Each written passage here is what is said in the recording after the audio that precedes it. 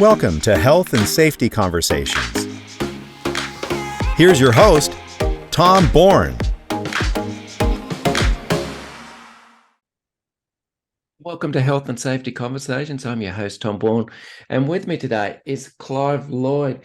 Now, Clive is one of my safety superheroes. I am absolutely honoured to have him on the show. He was recently named among the top 5 global thought leaders and influencers on health and safety by Thinkers 360. He's the principal consultant and co-owner of GIST Consulting. His background is in coaching and psychology. I could talk about him all day, but probably not what everyone wants to hear. Clive, how are you? I'm really good, Tom. Thanks for getting up so early to do this, mate.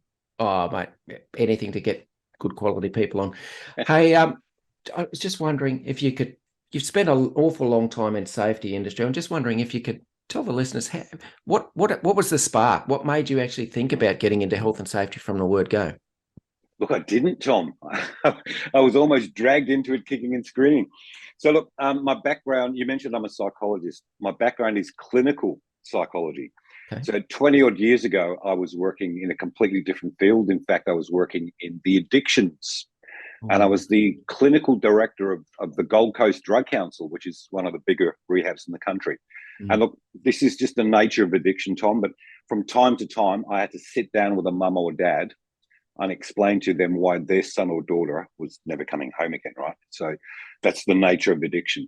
And so, look, I gained, I guess, a lot of experience in grief counselling and helping people through that. So when I started my private practice, as we invariably do, people knew me for that. So they were coming to me for grief counselling. So as soon as I did that, Tom, I got lots of phone calls from EAP providers.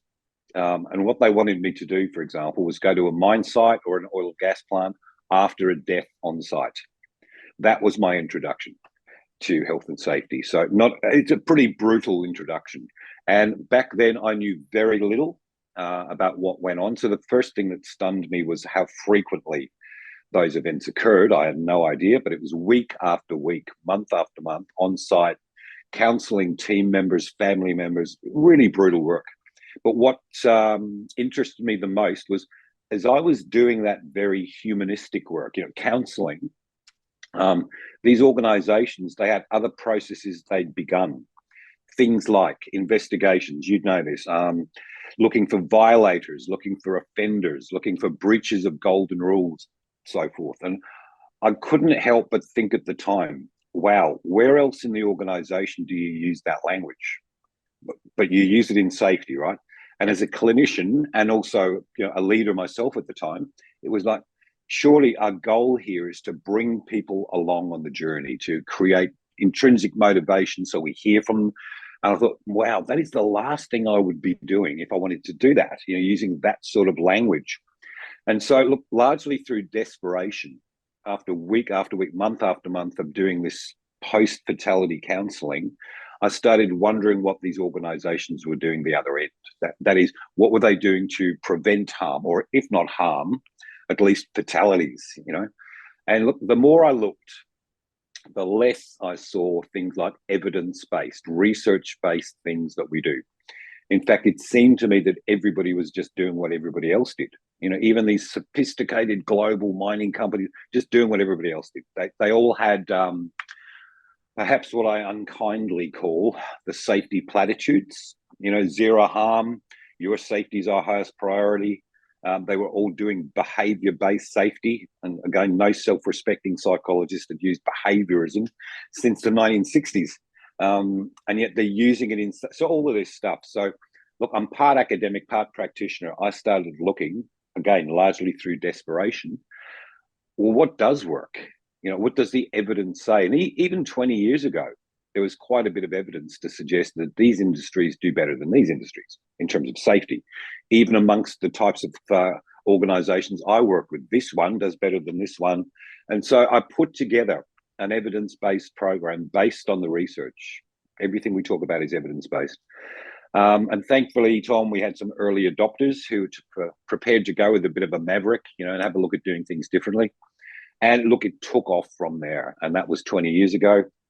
I worked with other consultancies, didn't much. Well, everything I've done, I've learned from. But it was time to go my own way, because otherwise I was restricted to other people's ideas. And I think it's 12 years ago now we started Just Consulting, and we've grown. We're global now, helping organizations to understand what actually works and just leaving the other stuff behind. So that's a nutshell version, Tom. That's how I got into it. Excellent, excellent. All right. This lovely book, #1 bestseller. I got it on Friday afternoon last week.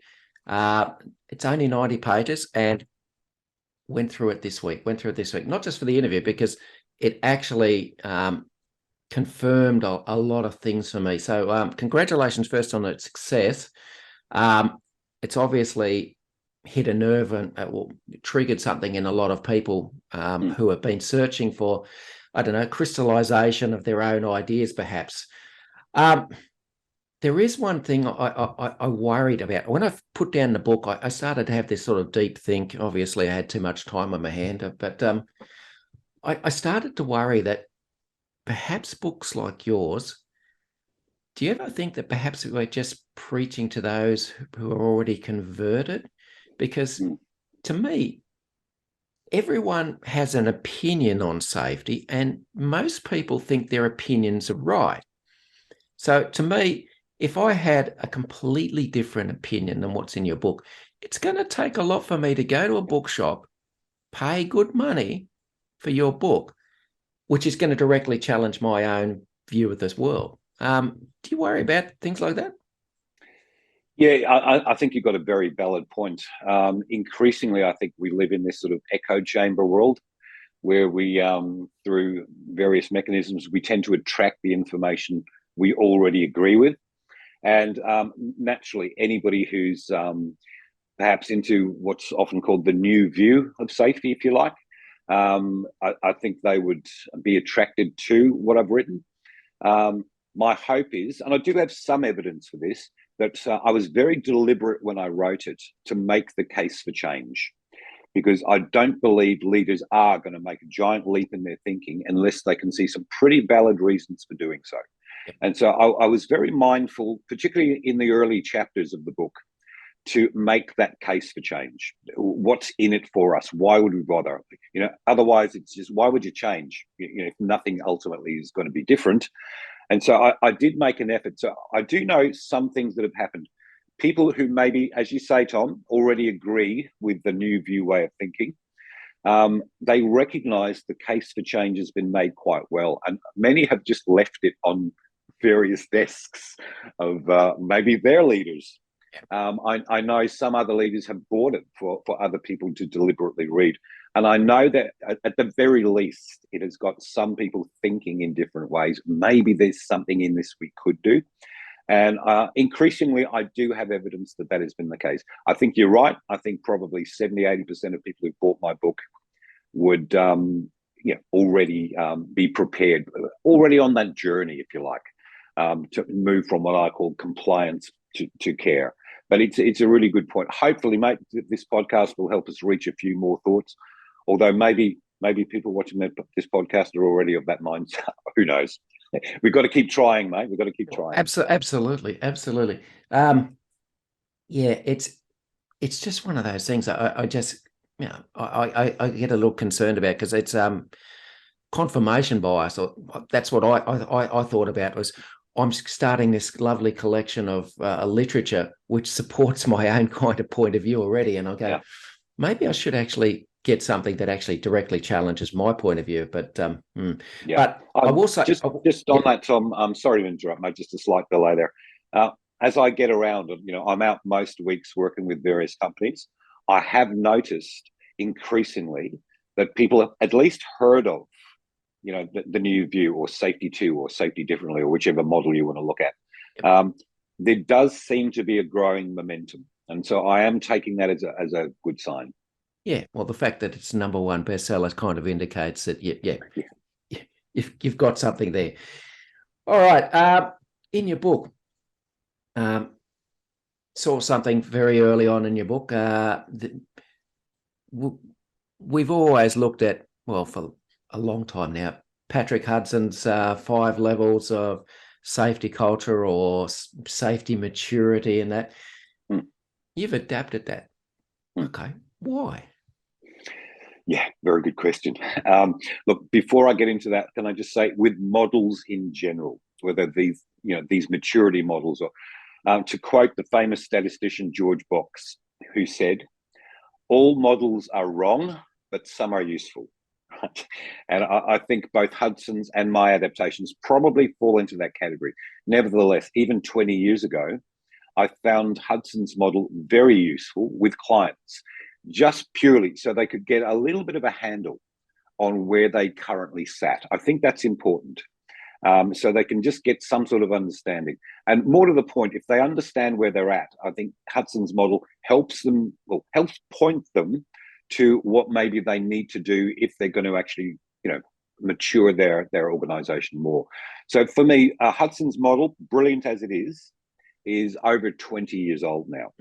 And so based on the research that I'd done and the work that I'd been doing and things that I talk about on a regular basis for the book and indeed for our workshops that we run, I thought just a few things need to change for me. First up, Hudson had those 5 steps as discrete boxes, inferring, I guess, that you're in one or you're in another. And to me, it's not quite like that. Some elements of our culture can be spread across, say, levels 2, 3, and 4. And it doesn't, rarely does it all fit into one neat box. So the way I diagrammed the model was they're all connected, and it's not always linear. In fact, it's sometimes in the real world, it's linear on the way up. I tell you what though, Tom, often it's not linear on the way back because it's not one-way traffic here, right? We can go backwards very quickly. And I've seen organizations who managed to move their way up to level 4, say, and then all of a sudden they get a new director who does something incredibly silly, and they don't just sort of slide 3 to, they go all the way back. And so the other thing is psychological safety was not part of Hudson's model, but we've learned through the research it's an absolutely crucial aspect of culture. So I added that to it as well. He does talk about in his model a well-informed workforce and the importance of that, which I agree with, by the way. What he doesn't talk so much about in the model is the other way. In other words, that leaders are really well informed by the workforce. And to me, I've learned that is even more important. If we're not hearing from the workforce, there's some challenges going on there. So even the terminology of the various 5 boxes, I changed slightly because they fit in better with what I view as the current research and how I can help organizations make better sense of them now. So you're right that there are adaptations, but they were important ones, I felt, for the book. Yeah, look, I've got to say that's the best description of the levels I've ever read. So that was that, because I never found there was a lot of solid information about them. And you talk to I talk to groups pretty often about these things, and I ask them, you're right about not fitting into one box or another. I ask them, where does your organization currently sit? And they'll go, oh, it's somewhere between this and that. The other thing I find, and I think you hit the nail on the head in your book when you said in a bigger organization, you can have different levels at different parts of the organization. Yeah, maybe I'm wrong, but just tell me your own opinion about this. I've always believed that's not so much a top leadership type function that determines the culture on a particular site, but it's more the frontline supervisor that has the most direct influence on the culture on any particular site. Absolutely, totally agree. Don't get me wrong, the senior leadership have a role to play, quite a strong role in some ways. Let me give you my take on it, Tom. Often I get asked, companies invite us in, and literally their request is, we want you to change our culture, right? Like it's one thing, first up. They will then often ask me questions like, all right, how long, Clive? How long, say, to move from level 2 to level 4? I don't know, 10 years. There's too many variables, right? And so for me, you're right. First up, we don't have one culture. an organization does not have one culture. The bigger the organization is, the more cultures they will have. Often organizations have various locations, so there's silos there. The different locations, the different functions are likely to have different cultures. I would suggest, Tom, as you allude to here, every team has its own culture. And that, of course, is much more driven by the local leadership, those frontline leaders.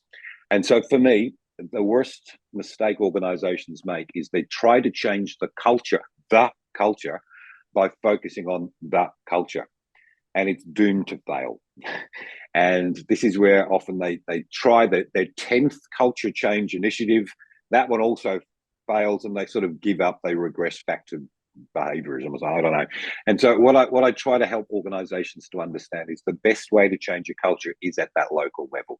Often one leader at a time, one team at a time, and look, sometimes one conversation at a time.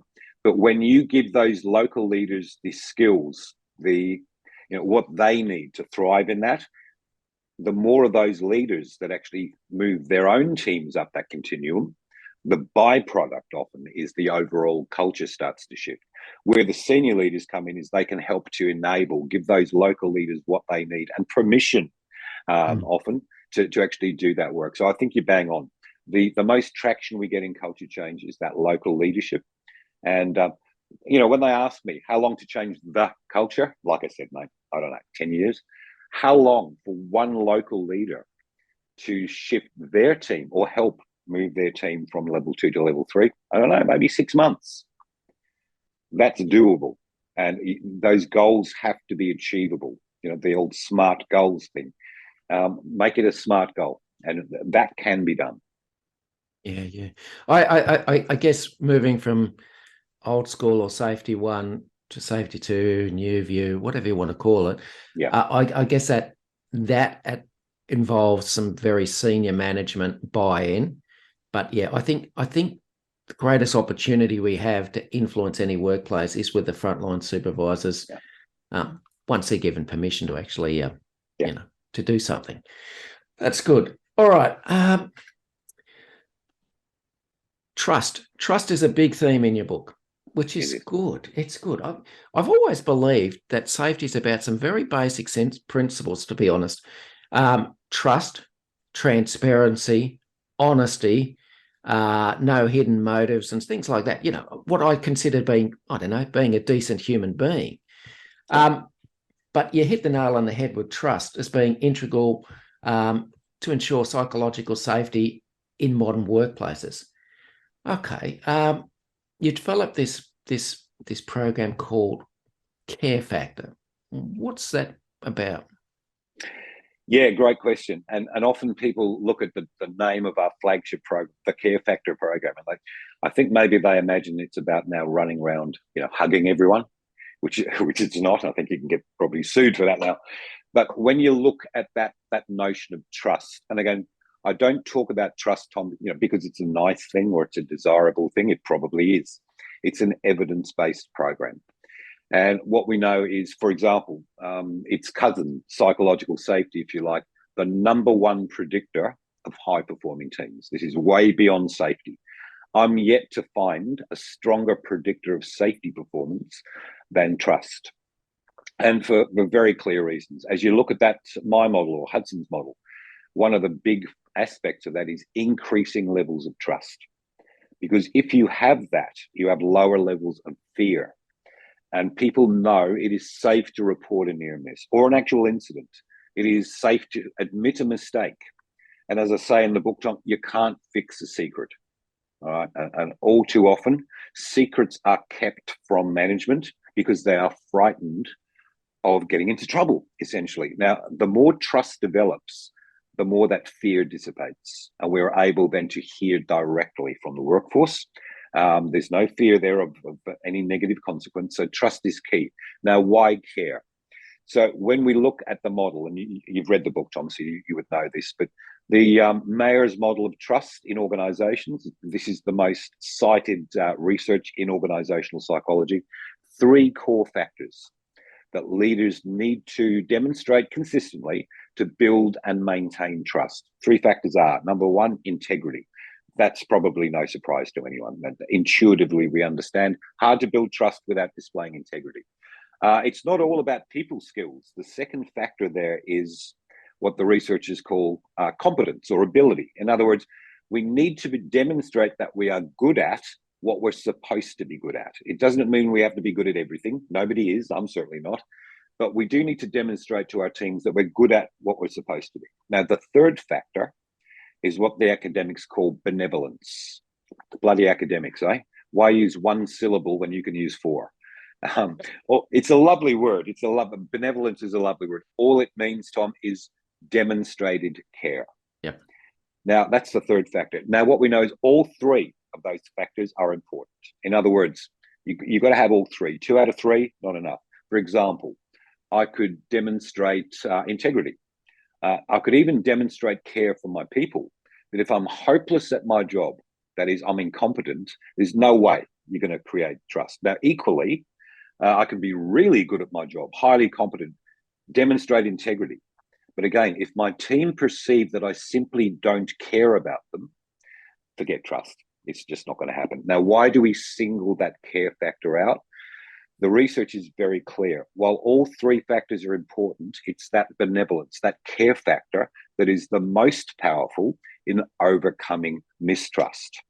And that is the space we most often work in, helping teams or organizations to overcome possibly pockets of mistrust or whole areas of mistrust. You cannot even hope to do that if, as leaders, we're not demonstrating care. And what's really interesting, Tom, is at all leadership workshops, I ask these 2 questions. First question. First up, put your hand up if you believe leaders in your company do care about their teams. Most hands will go up, all right? And I believe that is genuine. Second question, put your hand up again if you believe leaders in your organization are good at demonstrating care. And what's interesting is not many hands go up. And so it's not that, generally speaking, leaders don't care. Sadly, that's not enough. Unless we demonstrate it, how would our teams know that they care? And where this becomes evident is where I do the workshop level training. I'll ask them question 1. That is, do you believe your leaders care about you? Not many hands go up. And think about it. Why would they? How would they know if we're not actually demonstrating care? So part of what we do, part of the program, is helping leaders to understand what that means. Literally, what does it mean to demonstrate care to their teams? So that's where the name care factor actually comes from. And that's its relationship with trust. Yeah. All right. Mentioned it. Well, you've mentioned a couple of times behaviourism.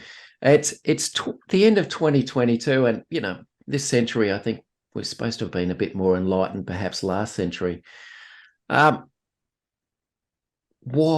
on earth are behaviourist-based theories still being practiced in an awful lot of businesses in Australia today? Yeah, and I can hear the frustration in your voice, Tom, and I kind of share that. Look, there's a few thoughts. Let me just say this about behaviourism. Often I believe these things are well intended. Don't get me wrong. I don't believe people say do behaviour-based safety, which is based on behaviourism, with any ill intent. I believe it's done with a good intent. Let me just give you a quick background on why I have my beliefs about behaviourism and its offshoot, which is behaviour-based safety. Look, I went through university. I did all my psych training in the early 1990s. Right? I've been doing this a long time, Tom. Even then, behaviourism was pretty much dead, right? When we study clinical psychology, of course, we go through historically all the different models available, right back to Freud, psychodynamic theory, behaviourism, through cognitive psychology, all that stuff. And even then, behaviourism was dealt with almost in a historical sense. And I had no time for it then at all. And look, what really sort of put me off behaviourism was even the godfather of behaviourism himself, Skinner, said very, very clearly, I am not interested in people's cognitions, their thoughts, nor their emotions, especially their emotions. What I'm interested in their observable behaviour and manipulating that through various means, often through rewards and punishment.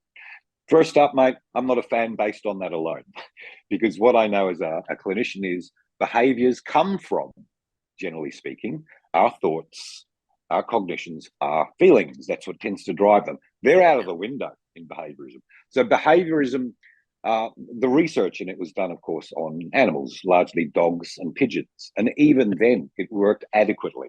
So look, if you're training your Kelpie, we've got a Kelpie, smart as a whip. Even he can see through behaviourism. All right, he'll do a behaviour very quickly just to get the reward. And he often learns how to get the reward. Forget the behaviour, just do the bare basics. Now, for some reason, still in safety, we still use behaviour-based safety. I do often get practitioners. I get a lot of hate mail about this too. I've got to tell you, Tom, I'm going to get letters here. They say, "Hang on, Clive. No. We don't do BBS like that. All right. We do look at thoughts and we do look at feelings. Okay. So first up, that's not behaviourism. Stop calling it. That's something else. But even with the best intent in the world, if you call it behaviour-based safety, just think about it. Whose behaviour are we talking about? We're not talking about the board's behaviour or the senior leadership team's behaviour. We're talking about the workforce behaviour. And inherent in that is a blame the worker approach. As Phil the Duke once called BBS, blame-based safety. And you cannot even hope to progress beyond levels 1 and 2 if BBS is your main way of driving your safety, because it will always come back to them, their behaviour. So for those reasons and many more, don't forget that it's handy, Tom. It's handy for organisations and outside of safety too, because it really helps feed that whole command control approach. It's useful because we've got a direct conduit. We've got a scapegoat. Yes. So it's quite easy to blame. It stops senior leadership needing to take any responsibility because it's about them. We don't have to investigate things because we've got a culprit already lined up. Absolutely. And so look, if there's an incident, this is often very useful. Why did we have the incident? Let's do the incident investigation, right? There's that language again. We know that person took a shortcut. That's the behavior, right? Right, we've got the tick in the box. We can punish that person for taking the shortcut. Right, what you've just done there is guarantee there will be no learning because you said it's the fault of that person's behavior. A more mature approach would be, all right, why did that behavior make sense? Why did it make sense for that person to take the shortcut? Because I absolutely assure you, if it made sense to that person, it will make sense to other people later on. And if we don't make sense of it, this is where our repeat incidents come from. We have an incident, we blame people for it, we've got the tick in the box. It will happen again because we didn't take the time and the maturity to actually understand or sense make around it. And that's one more reason. Yeah, look, I'm not a fan of BBS. Yeah. And I think most people think about behavior-based safety as being just name, blame, shame, pick a victim, don't learn, etc. Yeah. But there's a flip side to that. The flip side is incentivizing safety goals, which to me directly undermines the ability to actually achieve meaningful success because to me it stops reporting, it stops any of those things because we've now got a direct financial benefit not to tell the truth. Absolutely. I mean, if we went behaviorism all the way, let's be cynical. Let's bring it back to rote learning. Let's get our workers to repeat the procedures word for word at the start of every shift. I mean, yeah.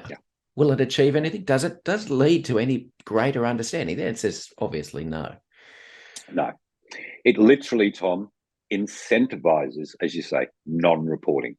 Literally incentivize. So we have a cash bonus, for example, when we reach a magical figure, whether it's, I don't know, a month incident free or that magical figure, 1 million man hours LTI free. And then when we achieve that, we give them a cash bonus. Literally incentivizing. I see this on LinkedIn, Tom, almost on a daily basis, a self-congratulatory post. We've done it. 1 million hours LTI free. Right.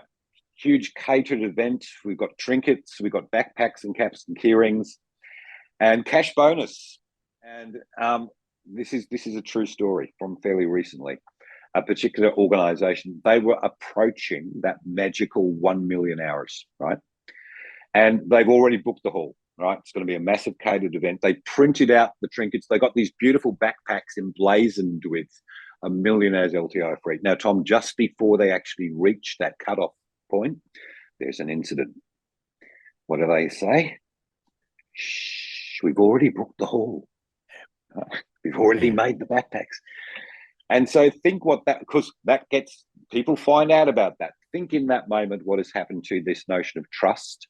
Safety is our highest priority, and so forth. Yeah. It's madness. Oh, it is. It is. I know of something that happened last year with a large resource company in Australia, or something similar, but we won't go there. In your book, you talk about the fear-based loop, and to me, that's a classic illustration of behaviorist theories and how they still pop up in the safety field. Can you basically, for those who haven't read the book yet, and I say yet, can you give us a bit of an explanation about it? Yeah, look, the fear loop, and you would have read about the antidote, I guess, there, Tom, which is the trust loop. They are what we would refer to in cognitive psychology as self-fulfilling prophecies. In other words, based on a core belief, we actually make that very thing happen. And literally, we make it happen because of what happens after that core belief. Now, the fear loop is a self-fulfilling prophecy, very common amongst those less mature organizations, should we say, the apathetic and the reactive. In fact, let me put it up quickly, Tom. There we go. I hope that's come up. The fear loop starts with a core belief. And in this case, in the less mature organizations, the belief is, well, people are the problem. You know, the reason we have incidents is because they take shortcuts, or they don't follow procedures, they don't speak up. Now, when we view our people as the problem, what we do, of course, is we watch them. We focus on their behavior. Now, of course, when they're good, listen to the language here, when they're good, as you said before, we'll reward them. You know, there's that cash bonus and so forth. But when they're bad, when they've breached golden rules or they violated procedure, we will punish them. This is behaviourism, all right? That's that reward or punishment mentality. Now, over time, what happens is we create a lot of fear of punishment. And even for the good stuff, as it were, the motivation is extrinsic. It's for the cash. Again, over time, forget learning. How can you learn when people are too afraid to speak up? Learning's out of the window. And you've created low trust and high fear. Now, don't forget, Tom, these organizations hurt way more people. They have lots more serious incidents. And when they do that, when they have their incidents, what does that prove to us? Well, people are the problem. Yeah. And round it goes as a self-fulfilling prophecy becomes embedded in culture, and it's difficult then to shift. Yeah. I was just thinking, the terms offender, rule breaker, punishment. You know where you hear that sort of language? The criminal justice system. It's got nothing to do with workplaces. No, and think about it, because you would know this too. You hear this a lot where you go. Often when you speak with the workforce, they view the safety team, unfortunately, as the safety cops, the safety police. It's hardly surprising when they're called safety officers and they're doing investigations. I mean, who doesn't love being investigated by an officer, Tom? I got that in your book. I had to show it to my wife, and I said, yeah, who doesn't like to be investigated by an officer about breaking rules? And I was like, yep, that's pretty much it. And then we wonder why they don't speak up. Yeah. All right. Also in your book, you mentioned a just culture. I'm currently listening to lovely Sydney Decker's book, which is A Just Culture. Okay. Now, couple of questions that I'll make it a double barrel question, we'll say. What's a just culture, and what's the difference between a retributive and a restorative just culture? Beautiful. And by the way, there are some free downloads you can get from Sydney Decker on his website. And it's really a good guide, by the way. It does look at the difference, as you say, Tom, between a retributive culture and a restorative culture. So I'll just throw that. In fact, it's included in my book. It's in the public domain. So I did it. I think I included it. It's a while since I read it, Tom. Yes, it's at the back. It's at the back of the book, right? Appendix, So yep.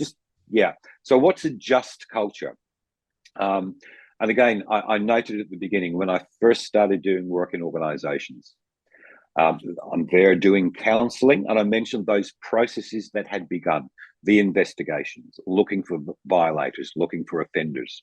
That is an example of a retributive culture.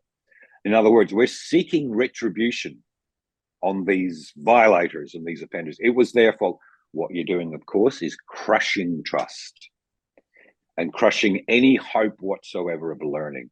So a just culture is really the opposite of an unjust culture.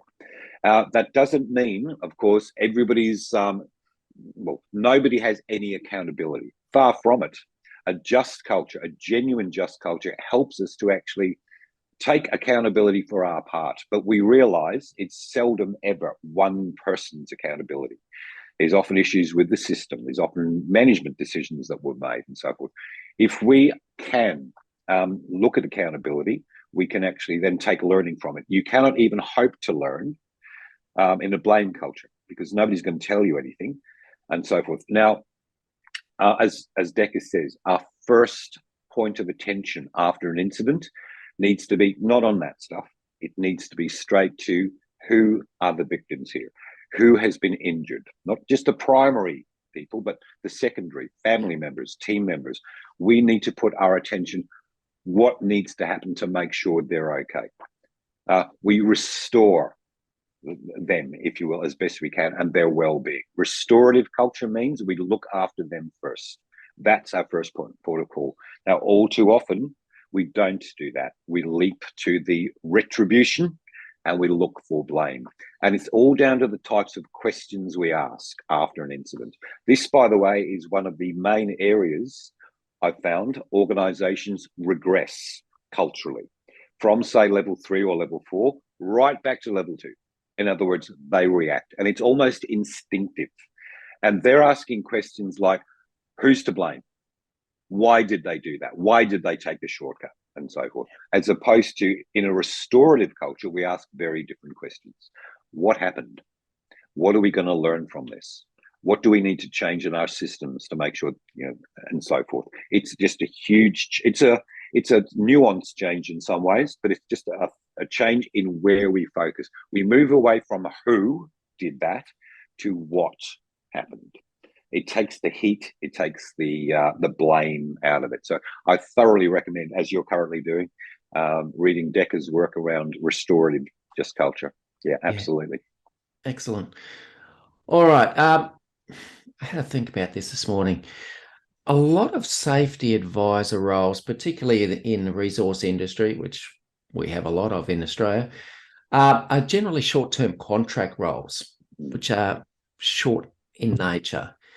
How does a safety advisor, or whatever you want to call them, a safety person, try and influence an employer to move from safety 1 to maybe safety 2 when they don't have a long-term ongoing interest in that project because they know they're only going to be there for 3 months or 6 months?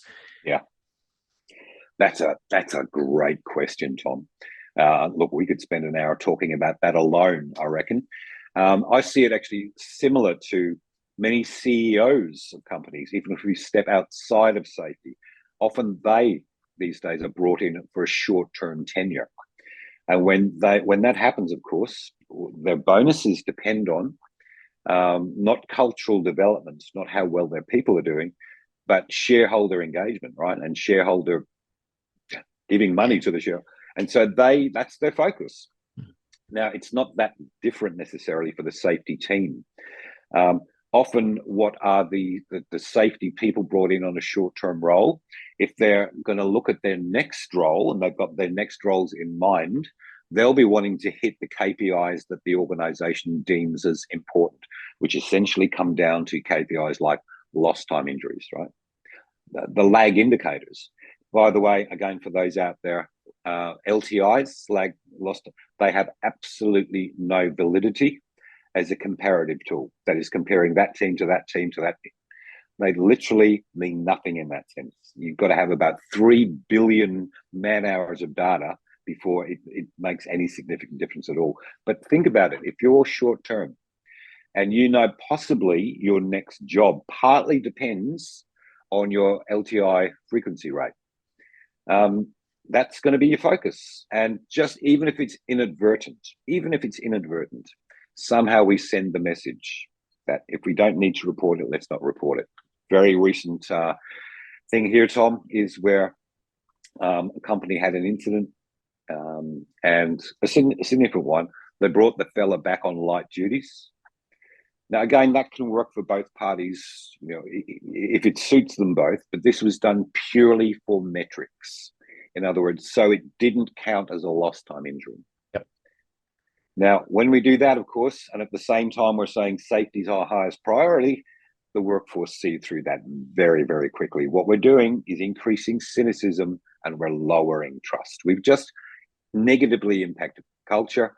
And I feel for the short-term people, by the way, often they spend most of their time not out there with their teams, which is where I believe safety professionals are best deployed, out in the field, helping their people identify and manage risks. Instead, they're often in the office attending to what's often referred to as safety clutter, you know, doing the paperwork, filling in the forms and stuff. They need to do all that to actually tick all the boxes, get the KPIs sorted, rather than, I think, where they would be much better served. And I think where most of them would prefer to be, out there with their crews. Yeah. Okay. You're quite visible on LinkedIn, Clive, as you have to be if you're going to be a consultant. Let's be perfectly honest, you have to be. Sure. But that also attracts some negative stuff. Now, look, to be honest, you've said a few things on LinkedIn, and I've been astounded by some of the feedback you got. There was one person who basically called you a liar, I saw. Yeah. There was another person who said, oh, you got to understand where Clive's coming from. He's a psychologist. He's not a real safety person. I was like, this is outstanding. This is really interesting line of thought. Do you get frustrated by the trolls, or do you see it as a challenge to try and win that contest of ideas? I have moments of frustration, but for the most part, there's this part of me, Tom, I've got to say, that finds it quite entertaining. I do have a line though that I draw, and that is if anybody comes in who is abusive to anybody else on the thread, for example, or just abusive in general, I believe in life we teach people how to treat us. And so if anybody's going to be abusive to anybody else who's responded to my thread, they're gone. I have no compunction in blocking them. I've blocked one or two very well-known advocates of behaviour-based safety, for example, who were incredibly abusive to me and other people on the thread, accusing me all manner of things. So I find it mildly amusing at times. I do, where I believe there's a genuine interaction, I try to, again, engage in a contest of ideas. I certainly don't claim to be right about everything. I'm not. Who is? And so I enjoy those discussions. And we have had some really great discussions on the threads that I put up there, some of which are moderately controversial for sure. There are others, again, who just simply don't want to think in a different way. They're sunk cost, right? If I've just blown $4 million on a behaviour-based safety rollout, I'm not going to be very happy if somebody challenges the whole notion of it. And so some of them can get quite aggressive in that. I get that. And that's all right. I'll engage with that to a degree. But as soon as the abuse starts now, I block it in a heartbeat, mate. But for the most part, I find it entertaining. Good. All right. Something I haven't done before, but I figure you're up to the challenge. I'm going to give you a few terms And very briefly, because I know I Mm. like to talk, and I reckon you like to talk too. Yeah. But very briefly, just give me your take on these terms. So I'll do them one by one so we don't get confused. All right. Are you ready? Yeah. Zero harm. Unachievable. Workforce certainly viewed as unachievable. Safety platitude does more harm than good. Okay, good. Zero harm advisor.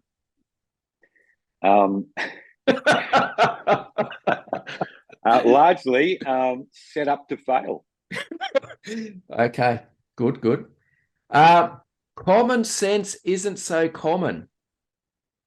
I'd love somebody to define for me what common sense actually is. I don't even believe it's a thing. I don't believe common sense actually exists. Good.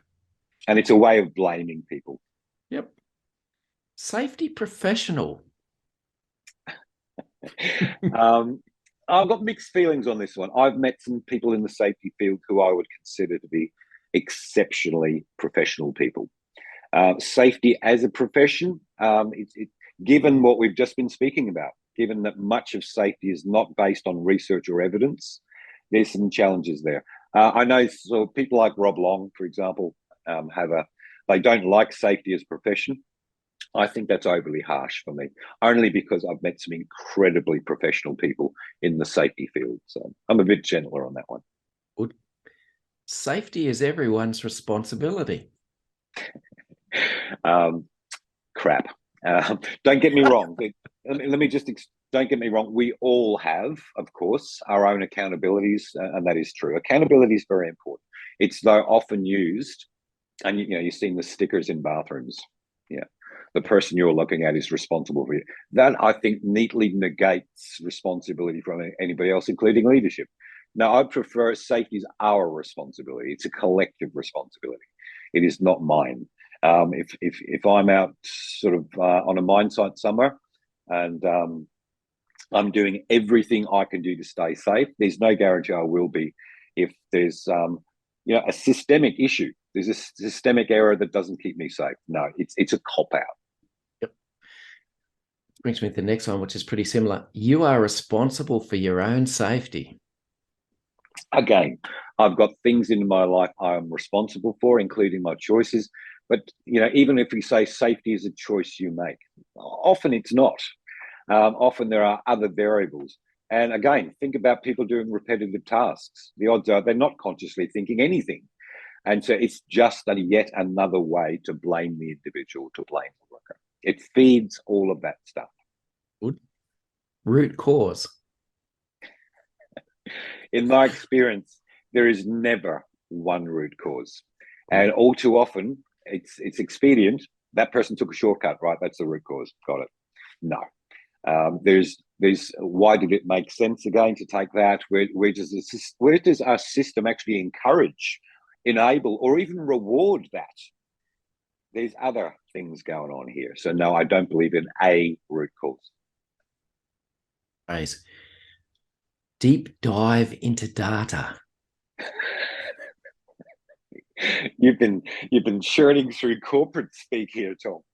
Deep dive into data. I really love simple language, and I try to avoid, like the plague, those sort of euphemisms and that the corporate speak. Don't get me wrong. I like data. I like research. I like evidence. So it's good to look at data, but a deep dive into data, it's kind of corporate speak, and probably just gets people to switch off instantly. All right. EAP. EAP, generally speaking, I've found I was doing work through EAP providers, as I mentioned earlier. They were the people who sort of sent me out to do. Often they know their limitations and they bring other professionals on board. The EAP providers I've dealt with are often really, really thoroughly decent people. In the safety industry, not that many of them maybe understand the industry that well. I think organizations almost have to use EAP providers where there's so little trust within the organization themselves. People want to talk to somebody from outside. People still worry, though, even about talking to EAP providers if they believe what they're talking about is going to get back to their employer. So there's some areas there that I think need attending to. But overall, I've met enough people in EAP who are thoroughly decent, knowledgeable people. Good. Very last one, resilience training. I've got some major issues with that. Don't get me wrong. I think resilience is a skill that we can all learn. We talk about it in terms of cognitive psychology, consciously reframing events, to get better results. But what I've learned, Tom, this is my biggest bugbear, is two things briefly. Number one, a lot of organizations bring people in to do resilience training so they can keep loading their people up with stress. No, it's not their resilience that's the issue. Change the system so you stop stressing people out. The second issue is many people these days who are actually doing the resilience training are not psychologists. And resilience really is a field of psychology, a particular area of study, looking at people that overcame adversity and didn't just survive, but thrived. It's a whole area of research.